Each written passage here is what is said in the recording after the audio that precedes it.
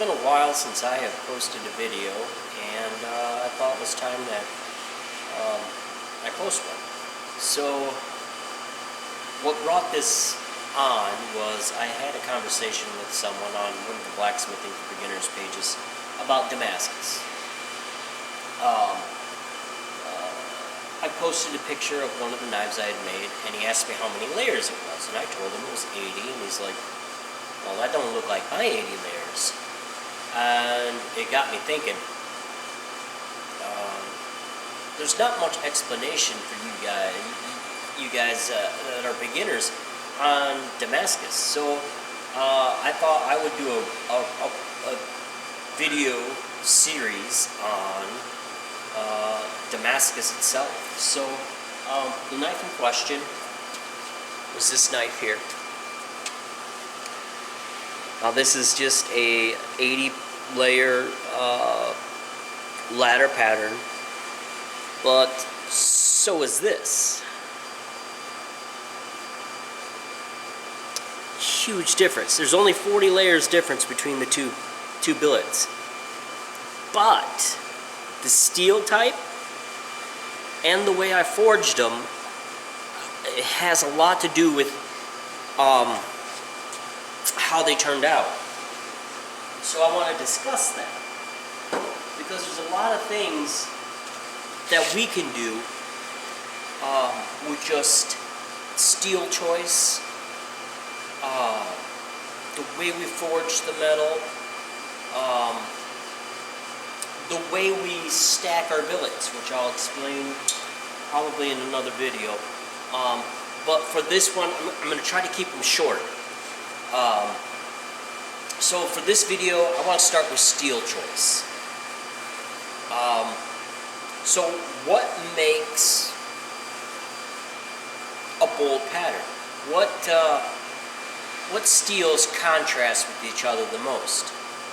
So what you need to look at is the composition of your steels. Now we all know that a real popular combination is 15N20 and 1084. Very simple, very basic, very easy to weld. But why? I mean, they're both plain carbon steels, right? And I mean, you're talking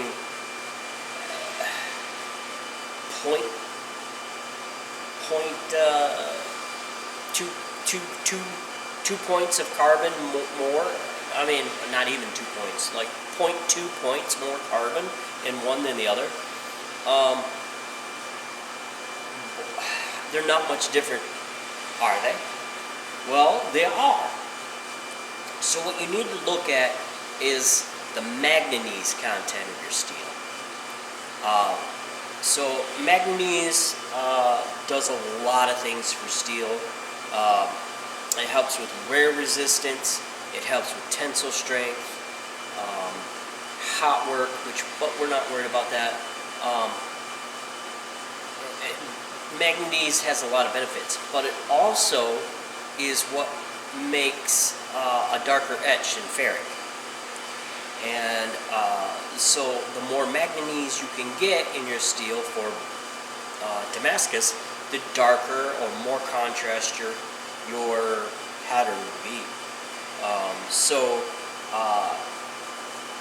Another classic combination that you don't hear a lot about is 01. 01 has one of the highest manganese contents of the tool steels that I know. So that makes a good pairing with L6. L6 is kind of like 15N20, has a lot of nickel. So that's where you get that high contrast. So you can also add pure nickel to your billet. It will be very bright.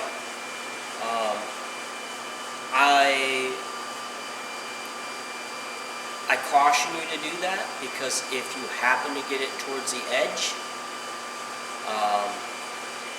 it'll be soft there, because nickel is obviously soft. Another nice benefit with nickel is it will keep carbon migration down. So that's another thing that will affect you on your Damascus, is when you're forging it, how hot you forge it, how cold you forge it. If you get a lot of carbon migration, your pattern's going to be muddy. It won't be bold, won't be sharp.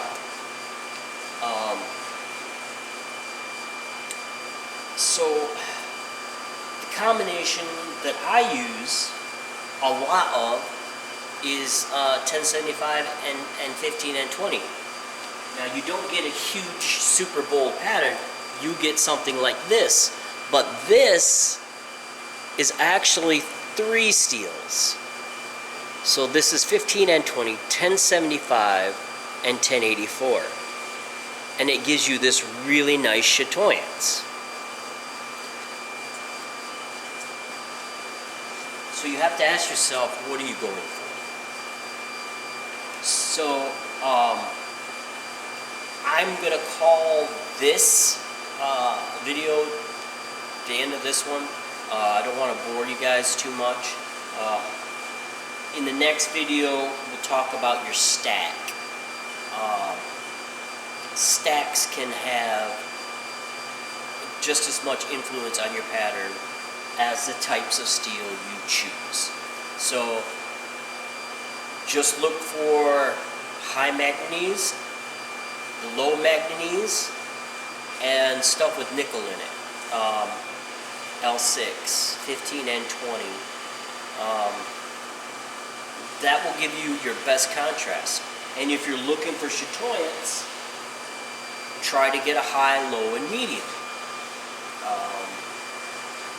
If you're going for the bold, go for extremes on both ends. That's the best I can do for you as far as material choices. That is huge.